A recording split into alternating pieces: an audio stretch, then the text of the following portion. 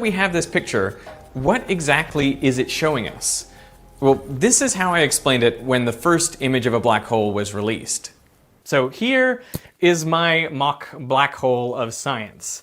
And this sphere represents the event horizon. Once you're inside here, there's no coming back, not even for light. The radius of the event horizon is known as the Schwarzschild radius. Now, if we were just to look at a black hole with nothing around it, we would not be able to make an image like this because, well, it would just absorb all electromagnetic radiation that falls on it. But the black hole that they're looking at has matter around it in an accretion disk. In this accretion disk, there is dust and gas swirling around here very chaotically. It's incredibly hot. We're talking millions of degrees, and it's going really fast, a significant fraction of the speed of light. And it's this matter that the black hole feeds off and gets bigger and bigger over time. But you'll notice that the accretion disk does not extend all the way into the event horizon. Why is that? Well, that's because there is an innermost stable circular orbit. And for matter around a non-spinning black hole, that orbit is at 3 Schwarzschild radii. Now, in all likelihood, the black hole at the center of our galaxy will be spinning, but for simplicity, I'm just considering the non-spinning case. You can see my video on spinning black holes if you want to find out more about that. So this is the innermost orbit for matter going around the black hole. If it goes inside this orbit, it very quickly goes into the center of the black hole and we never hear from it again. But there is something that can orbit closer to the black hole, and that is light. Because light has no mass, it can actually orbit at 1.5 Schwarzschild radii. Now here I'm representing it with a ring, but really this could be in any orientation. So it's a sphere of photon orbits. And if you were standing there, of course you could never go there, but if you could look forward and actually see the back of your head, because the photons could go around and complete that orbit. Now the photon sphere is an unstable orbit, meaning eventually either the photons have to spiral into the singularity or spiral out and head off to infinity. Now the question I want to answer is, what does this black quote-unquote shadow in the image correspond to in this picture of what's actually going on around the black hole? Is it the event horizon? Are we simply looking at this? Or is it the photon sphere or the innermost stable circular orbit?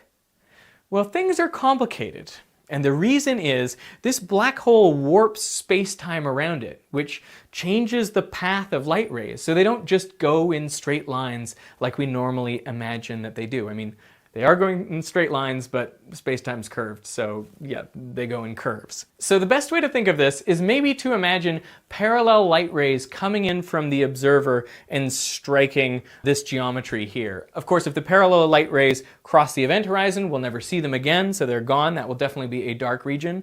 But if a light ray comes in just above the event horizon, it too will get bent and end up crossing the event horizon. It ends up in the black hole.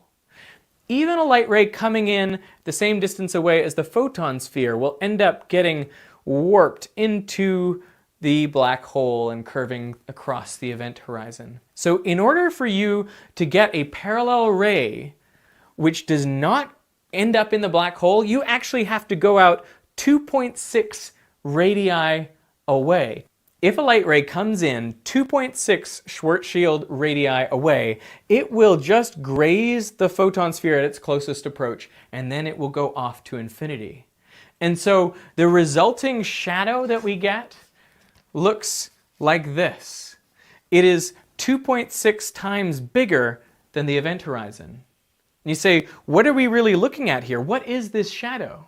Well, in the center of it is the event horizon. It maps pretty cleanly onto the center of this shadow. But if you think about it, light rays going above or below also end up crossing the event horizon just on the back side. So in fact, what we get is the whole back side of the event horizon mapped onto a ring on this shadow. So looking from our one point in space at the black hole, we actually get to see the entirety of the black hole's event horizon.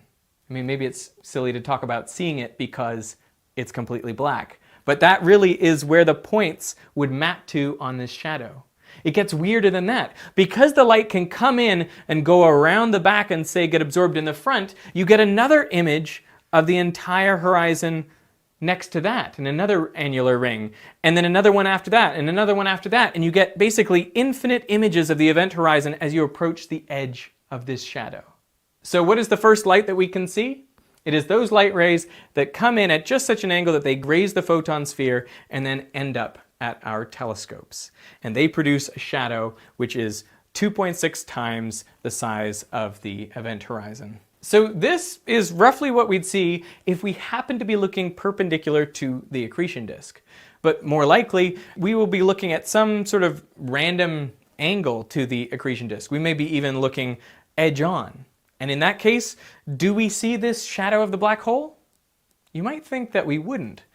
But the truth is, because of the way the black hole warps space-time and bends light rays, we actually see the back of the accretion disk. The way it works is light rays coming off the accretion disk bend over the top and end up coming to our telescopes. So what we end up seeing is something that looks like that.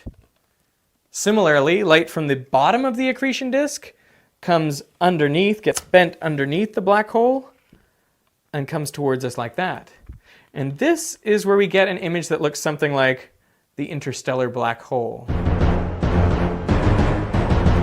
It gets even crazier than this, because light that comes off the top of the accretion disk here can go around the back of the black hole, graze the photon sphere, and come out the bottom right here, producing a very thin ring underneath the shadow.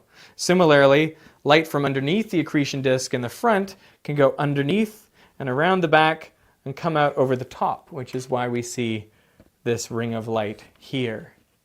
This is what we could see if we were very close to the black hole, something that looks truly spectacular.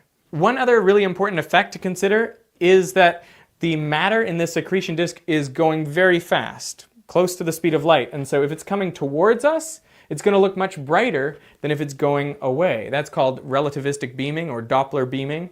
And so one side of this accretion disk is going to look much brighter than the other, and that's why we're going to see a bright spot in our image. So hopefully this gives you an idea of what we're really looking at when we look at an image of a black hole.